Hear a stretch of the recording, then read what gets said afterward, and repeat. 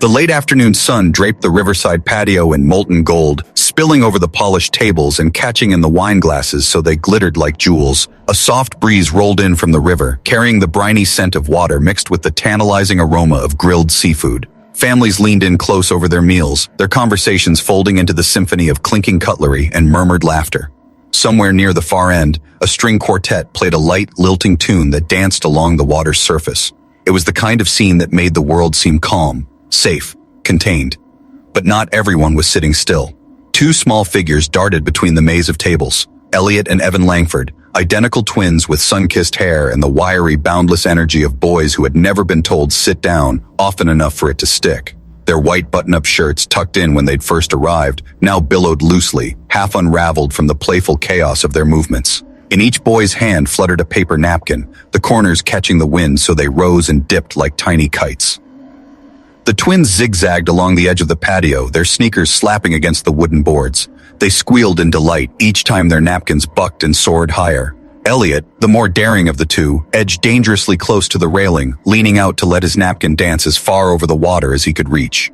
Evan followed, eyes bright with mischief, but his glances kept darting toward the grown-ups, half expecting someone to call them back, half hoping no one would. From her place near the bar, Maya William noticed them immediately. She always noticed children, their patterns, their unspoken games, the small ways their joy teetered on the edge of danger. She was carrying a tray laden with lemon water and baskets of warm bread, weaving through the patio with the quiet grace of someone who'd done this for years. Her smile was warm when she reached each table, but beneath it lay the weariness of back-to-back double shifts, of a life where rest was a luxury, not a guarantee. Maya's gaze kept flicking to the twins. She didn't know their names yet, but she knew the type. Restless curiosity packed into small bodies that didn't understand how quickly fun could turn. She adjusted her grip on the tray, her instincts prickling as Elliot edged even closer to the low railing. Then it happened. A stronger gust of wind rolled in from upriver, catching Evan's napkin and sending it twisting into the air. Both boys laughed as it tumbled toward the water, a white scrap dancing just beyond their reach. Elliot lunged forward, his fingers grazing the edge, but his sneaker caught on the uneven board beneath him. He stumbled, arms flailing. Evan, without thinking, grabbed his brother's sleeve to steady him, but the momentum yanked them both forward. There was a blur of movement, two high-pitched yelps swallowed instantly by the splash as they toppled over the edge. The sound was muffled under the restaurant's noise, so subtle that most of the diners didn't even pause their conversations. The white napkin landed on the surface beside them, folding slowly into the current. Only Maya saw. The tray hit the floor with a crash, bread scattering across the boards. She was already moving, the world narrowing to the spot where the boys had vanished. Her feet pounded against the deck, her heart slamming against her ribs as she cleared the railing in one fluid motion. For an instant, she hung suspended above the glittering water, sunlight flashing across her skin. Then, she plunged in.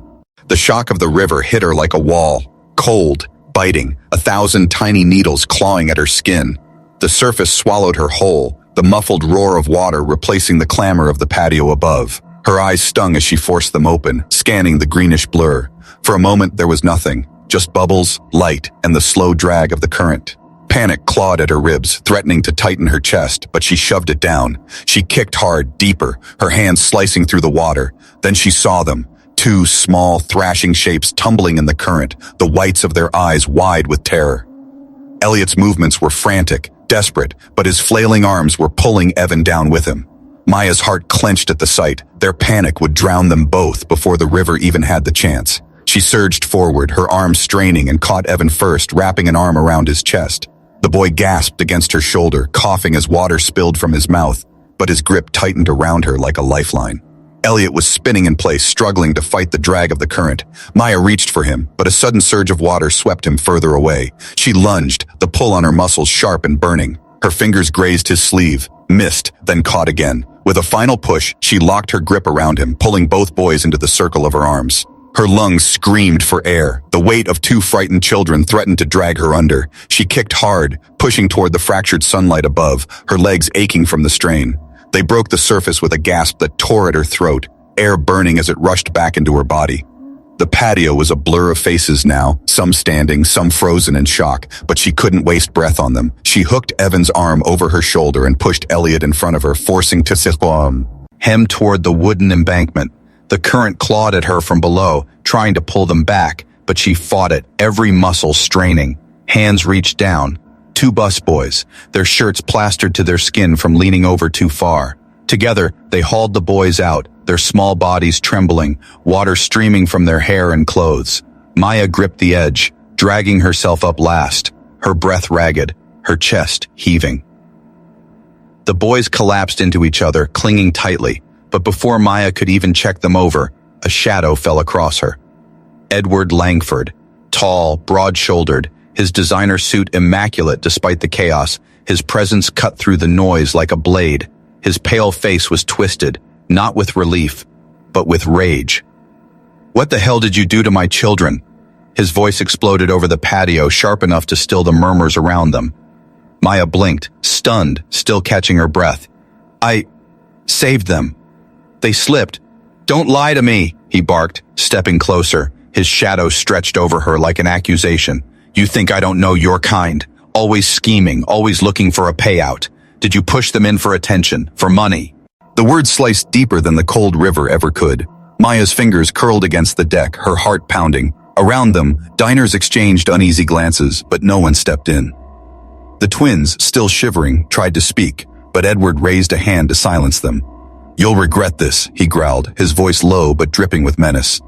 And in that moment, soaked, freezing, her muscles screaming from the rescue, Maya realized the true danger had only just begun. The tension on the Riverside Patio thickened until the air itself felt hard to breathe. The crowd stood at the edges of the scene, their faces a mixture of curiosity, disbelief, and quiet fear, as though they were witnessing something they shouldn't, yet couldn't look away from. Water dripped steadily from Maya's hair, darkening the wood beneath her knees, her pulse still hammering from the rescue. The boys were pressed together like mirror images, identical fear etched on their small faces. Edward loomed above her, jaw clenched, his gaze unyielding. The words he had just hurled still stung, not because she hadn't heard such accusations before, but because they came in the wake of what should have been gratitude. She had just pulled his children from death's grip, and yet here she was, painted as a villain. "Mr. Langford, she began, her voice trembling but steady enough to push through the chill. "Don't," he snapped, cutting her off like the crack of a whip. "I won't hear another lie." A collective murmur rippled through the crowd, and somewhere toward the back, a voice tried to interject, a softer, calmer tone. But Edward's raised hand silenced it without a glance. "Daddy, stop!" Elliot's voice rang out high but clear, slicing through the standoff. Everyone turned toward the boy. His cheeks were flushed from cold, his wet hair plastered to his forehead, but in his eyes flickered something Maya hadn't seen. In before, defiance. "She didn't hurt us," Elliot continued, his words rushing now, the urgency of truth spilling out. "We were chasing the napkin, it blew away and we—" "I said enough," Edward barked, his voice booming so loud it startled the nearest onlookers. Evan, smaller by half an inch but no less brave, stepped forward. "No, you don't understand. We fell. She jumped in after us. She saved us." The patio seemed to pause. Forks hovered midair. Wine glasses were set down slowly. Even the string quartet faltered, their bow strokes uncertain before going silent. Edward's expression flickered, just for a moment, cracks appearing in the granite mask he wore. His gaze darted from Evan to Elliot, then to Maya, still kneeling there with droplets glistening on her arms like shards of glass in the fading sun. "Is that true?" he asked quietly, almost reluctantly, as if the truth itself were a weight he wasn't sure he could carry. Both boys nodded, shivering but resolute. "She pulled us out when we couldn't swim," Evan whispered. "She cared." The silence broke with the rustle of movement, an elderly woman near the bar leaning toward her companion. "She's a true hero," she said in a voice meant to be overheard. Others began to murmur their agreement, soft ripples of validation spreading through the crowd. Maya's chest rose and fell with the steadying of her breath. She didn't speak, didn't gloat. The boy's words were enough. Edward stepped back, the fury draining from his face, leaving behind something raw, something that looked uncomfortably like shame. His hand, the same one that had been raised moments ago as if to strike, now hovered uselessly at his side. His voice faltered. "I shouldn't have—" But before he could finish, Elliot's voice cut in again. "It wasn't her fault, Daddy, the napkin. It's the wind's fault. If she wasn't watching, we'd still be in the water." Maya finally rose to her feet, her knees protesting from the hard boards. She met Edward's eyes, not with anger, but with a calm that seemed to unsettle him more than any outburst could have. For a heartbeat, they stood locked in that charged space. the weight of unspoken truths pressing between them. And then, from somewhere in the crowd, soft applause began, hesitant at first, then growing louder. It wasn't unanimous. Some stood back, arms crossed, unwilling to be moved, but enough hands came together to make the sound undeniable. Edward swallowed hard, glancing briefly at the crowd before looking back at Maya. "I'm sorry," he said at last, the words tasting foreign in his mouth. The boys turned toward her then, both speaking at once, their gratitude clumsy but pure. "Thank you, miss," Elliot blurted, "for not letting us—" Maya offered a small smile. "You're welcome. I'm just glad you're safe." But deep inside, a quiet storm brewed. Something told her this moment wasn't the end of the trouble. It was only the first crack in a much larger wall she hadn't yet seen in full. The video hit the internet before Maya even made it home that night. She hadn't noticed the man with the phone in the far corner of the patio, hadn't realized he'd caught the moment she dove from the railing, the rush of water closing over her head, the struggle back to the surface with two terrified boys clinging to her. But the clip was there now, circulating on local feeds and then beyond, pulling comments in by the hundreds. Words like hero and angel swirled alongside darker threads, skeptics calling it a stunt, anonymous profiles spinning it into something it wasn't. By the following afternoon, the waterfront grill was buzz, zing in a way Maya had never seen. Cameras lingered outside, flashes popping each time the door opened. Inside, tables filled with diners who seemed more interested in catching a glimpse of her than in their meals. Some offered warm smiles, even a few whispered thank yous as she passed. Others watched her with narrowed eyes, the kind of scrutiny that didn't come from curiosity, but from judgment. She moved through it all with quiet composure, though every glance felt heavier than usual. Her body was still sore from the rescue, her mind replaying the moment again and again, the napkin, the splash, the boy's small hands gripping at her in the cold, dark water. Late in the lunch rush, a pair of familiar voices pulled her attention. At a corner table sat Elliot and Evan, their damp hair replaced with neat combed styles, dressed in clean sweaters. Their mother sat beside them, a woman with warm, watchful eyes that scanned the room even as she smiled at her sons. Elliot waved her over, unable to contain his excitement. "Maya, we came to see you." Maya approached with a smile that reached her eyes. "You're both looking better," she said, noting the healthier color in their cheeks. Evan leaned forward, whispering as if confessing a secret. "We told everyone at school about you. They didn't believe we almost—" His voice trailed off, and Maya spared him the word. "You're here now," she said gently. "That's what matters."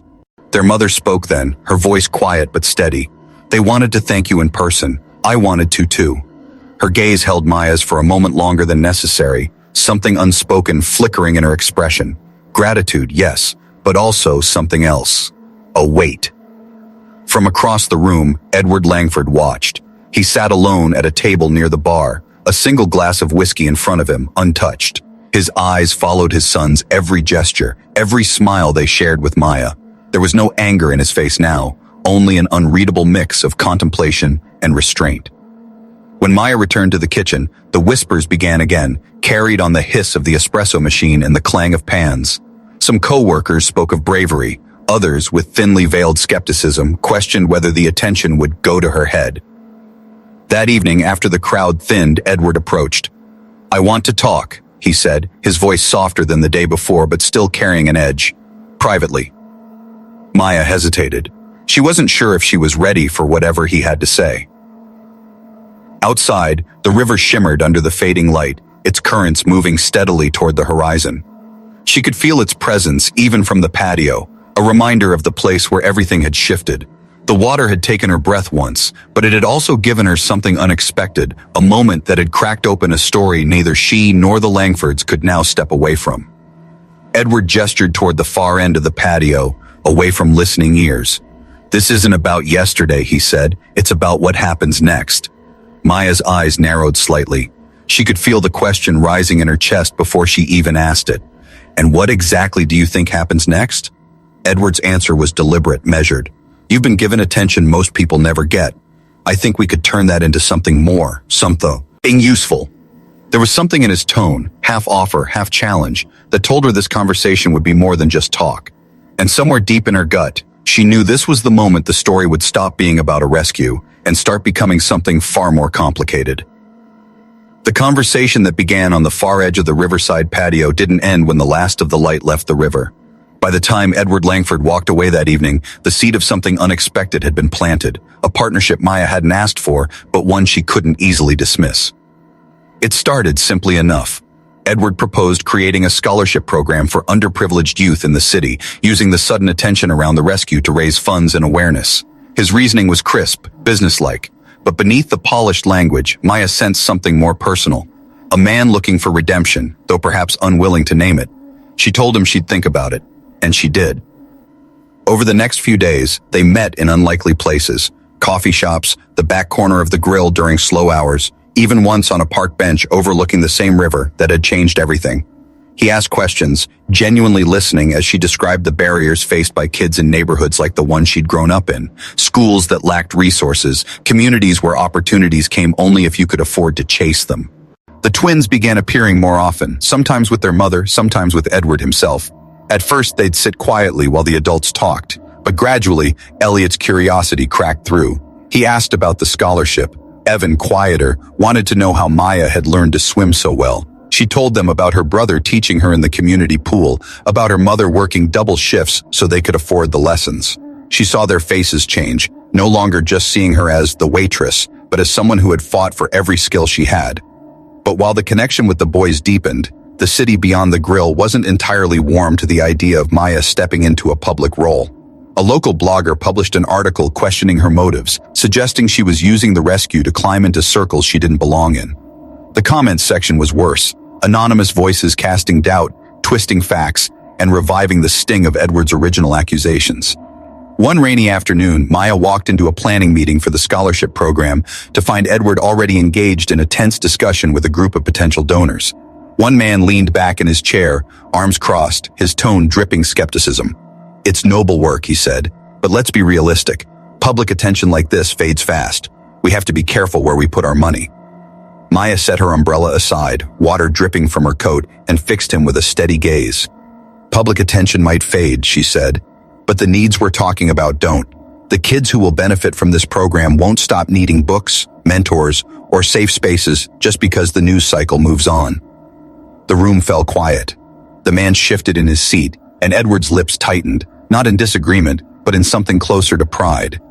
Still, the whispers outside the meeting rooms didn't stop. Some in the comms.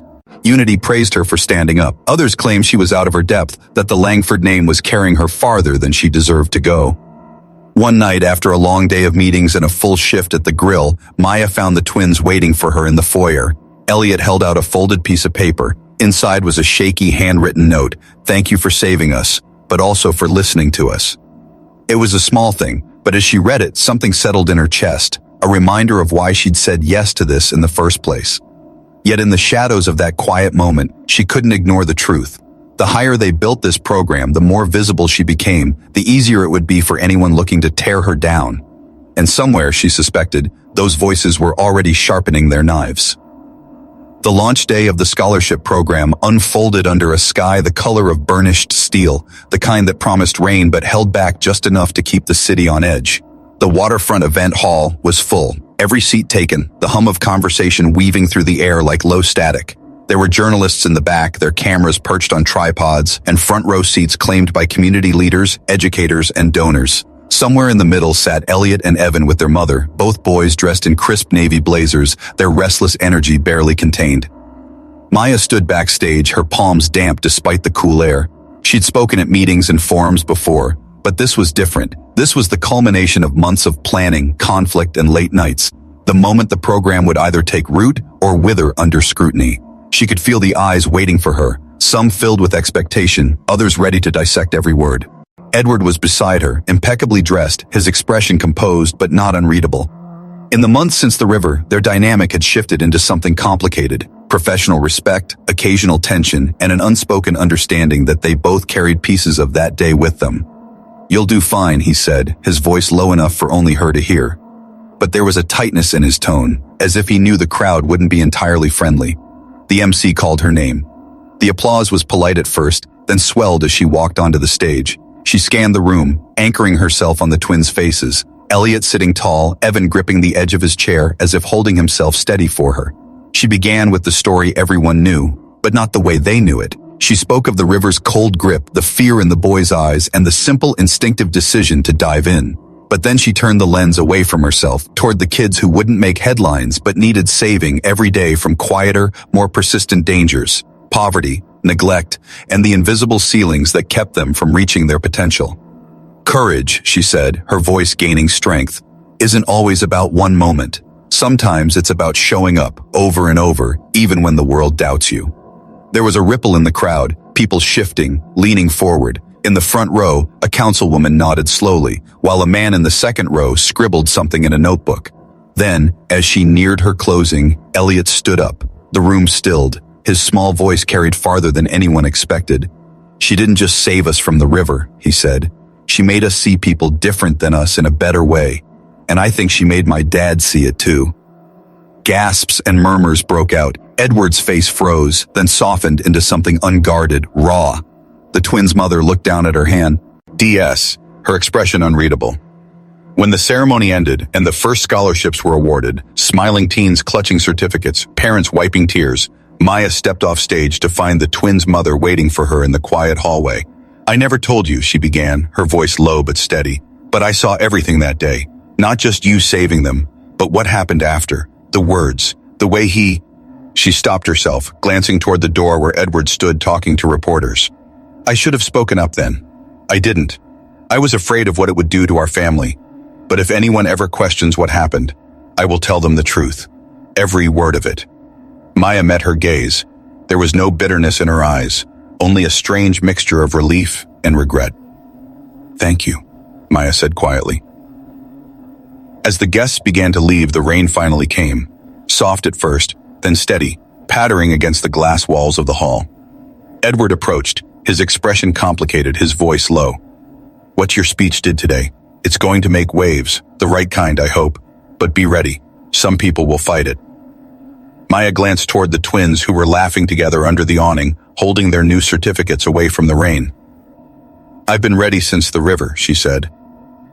Outside, the downpour blurred the city lights into a shimmering haze.